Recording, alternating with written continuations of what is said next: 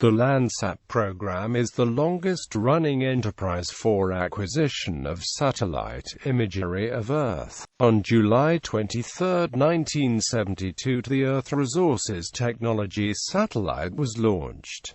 This was eventually renamed to Landsat. The most recent, Landsat 8, was launched on February 11, 2013.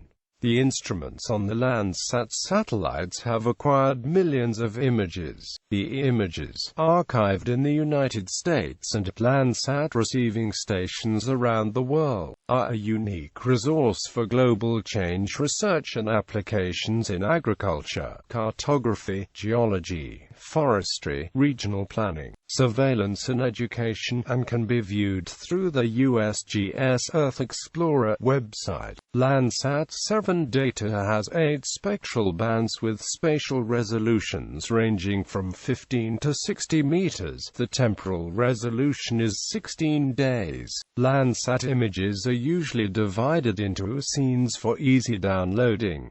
Each Landsat scene is about 115 miles long and 115 miles wide. History: Hughes Santa Barbara Research Center initiated, designed, and fabricated the first 3 multispectral scanners in 1969. The same year man landed on the Moon. The first prototype MSS was completed within 9 months, in the fall of 1970.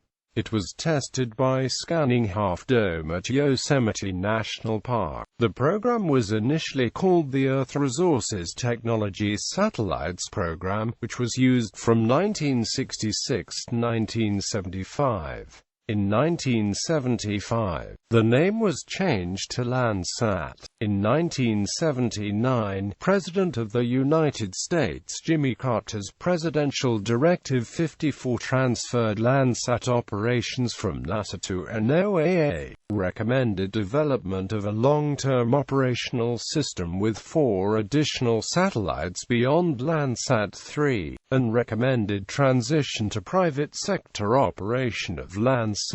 This occurred in 1985 when the Earth Observation Satellite Company, a partnership of Hughes Aircraft and RCA, was selected by NOAA to operate the Landsat system with a 10-year contract. EOSAT-operated Landsat 4 and Landsat 5 had exclusive rights to market Landsat data, and was to build Landsat 6 and 7.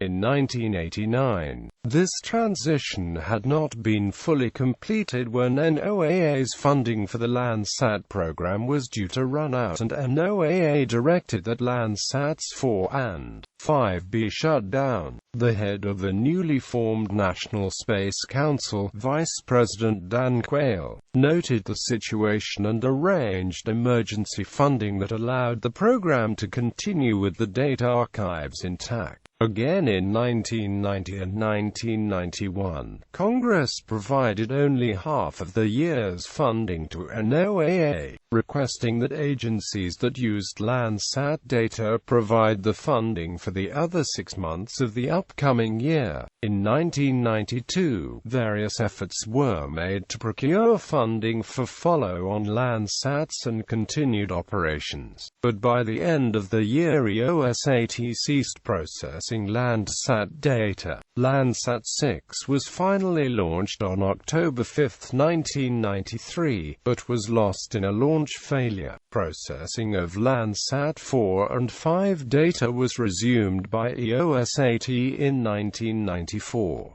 NASA finally launched Landsat 7 on April 15, 1999. The value of the Landsat program was recognized by Congress in October 1992 when it passed the Land Remote Sensing Policy Act authorizing the procurement of Landsat 7 and assuring the continued availability of Landsat digital data and images, at the lowest possible cost, to traditional and new users of the data.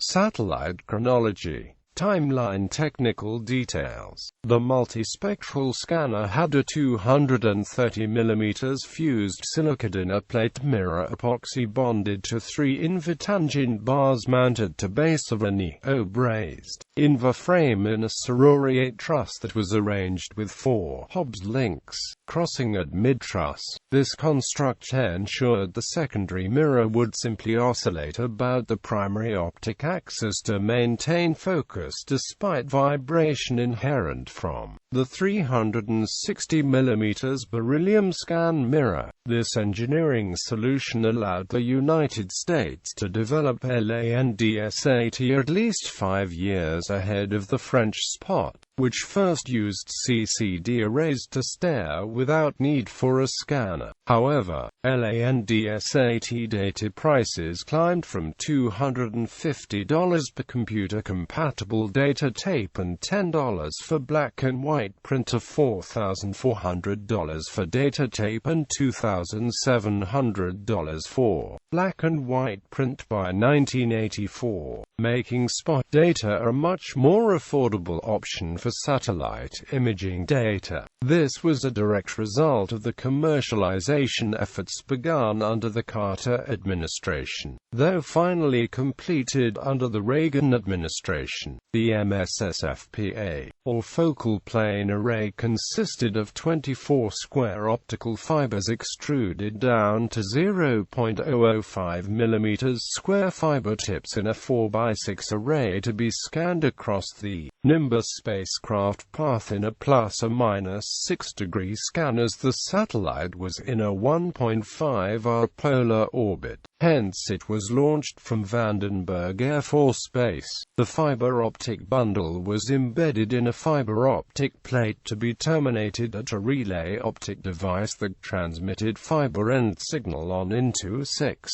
photodiodes and 18 photomultiplier tubes that were arrayed across a 7.6 mm thick aluminum tool plate, with sensor weight balanced versus the 230 mm telescope on opposite side. This main plate was assembled on a frame, then attached to the silver-loaded magnesium housing with helicoil fasteners. Key to the success of the multispectral scanner was the scan monitor mounted on the underbelly of the magnesium housing. It consisted of a diode light source and a sensor mounted at the ends of 4 flat mirrors that were tilted so that it took 14 bounces for a beam to reflect the length of the 3 mirrors from source to sender. The beam struck the beryllium scan mirror 7 times as it reflected 7 times off the flat mirrors. The beam only sensed 3 positions, being both ends of scan and the mid-scan, but by interpolating between these positions, that was all that was required to determine where the multispectral scanner was pointed. Using the scan monitor information, the scanning data could be calibrated to display correctly on a map. Future Landsat 8, launched the 11th of February 2013, is the most recent satellite in the Landsat series. It was launched on an Atlas V401 from Vandenberg Air Force Base by the Launch Services Program. It will continue to obtain valuable data and imagery to be used in agriculture, education, business,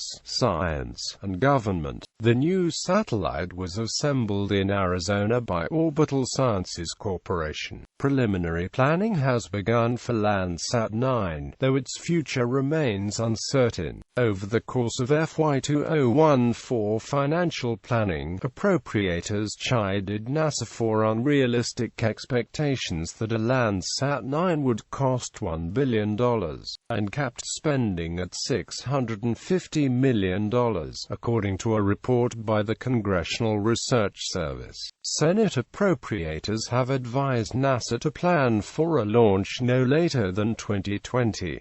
In April 2015, NASA and the